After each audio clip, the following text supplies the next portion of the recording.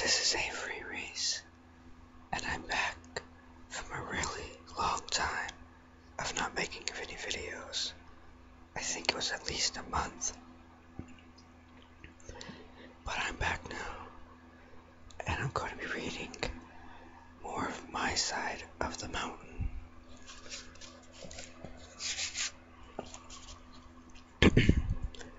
I had been working since May, learning how to make a fire with flint and steel, finding what plants I could eat, how to trap animals and catch fish. All this so that when the curtain of blizzard struck the Catskills, I could crawl inside my tree and be comfortably warm and have plenty to eat. During the summer and fall, I had thought about the coming of winter.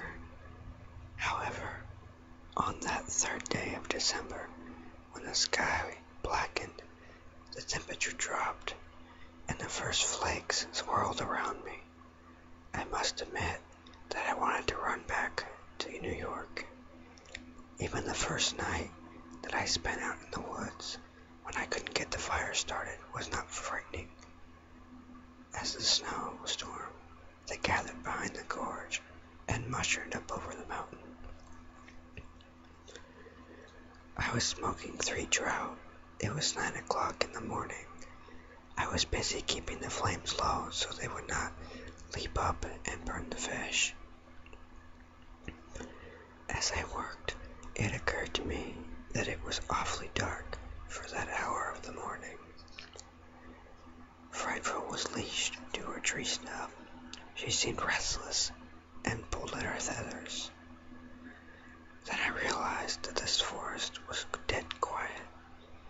Even the woodpeckers that had been tapping around me all morning were silent. The squirrels were nowhere to be seen.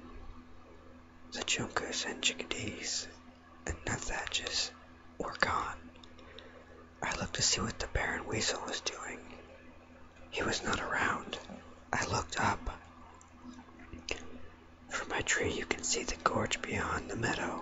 White water pours between the black wet boulders and cascades in the valley below. The water that day was dark as the rocks. Only the sound told me it was still falling. Above the darkness stood another darkness. The clouds of winter, black and fearsome. They looked as wild as the winds that were bringing them. I grew sick with fright. I knew I had enough food. I knew everything was going to be perfectly alright. But knowing that didn't help. I was scared.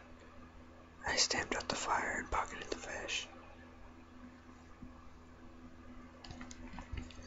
I tried to whistle for Frightful, but couldn't purse my shaking lips tight enough to get anything but a So I grabbed her by the hide straps that are attached to her legs, and we dove through the deerskin door into my room in the tree. I put Frightful on the bedpost and curled up in a ball on the bed. I thought about New York and the noise and the lights and how a snowstorm always seemed very friendly there. I thought about our apartment too. At that moment it seemed bright and lighted and warm. I had to keep myself saying there were 11 of us in it. Dad, Mother, 4 sisters, 4 brothers, and me. And not one of us liked it, except perhaps little Nina, who was too young to know. Dad didn't like it even a little bit. He had been a sailor once, but not when I was born. He gave up the sea and worked on the docks in New York.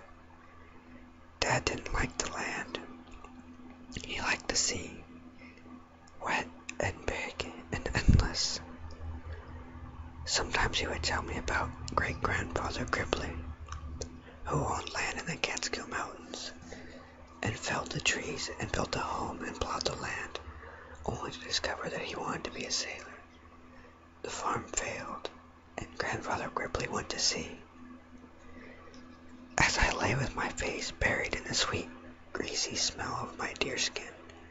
I can hear Dad's voice saying, "That land is still in the family's name." Somewhere in the Catskills is an old beach with the name Gribley carved on it. It marks the northern boundary of Gribley's Folly. The land is no place for a Gribley. The land is no place for a Gribley, I said.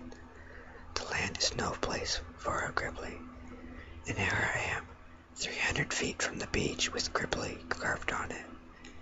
I fell asleep at that point, and when I cracked some walnuts, got down the acorn flour I had pounded with a bit of ash to remove the bite, reached out the door for a little snow, and stirred up some acorn pancakes. I cooked them on the top of a tin can, and as I ate them, smothered with blueberry jam, I knew that the land was just the place for a Gribley. So, I'm going to stop right there, but I will continue reading more, and I hope I won't be as gone as long as I was this time. So thanks for watching.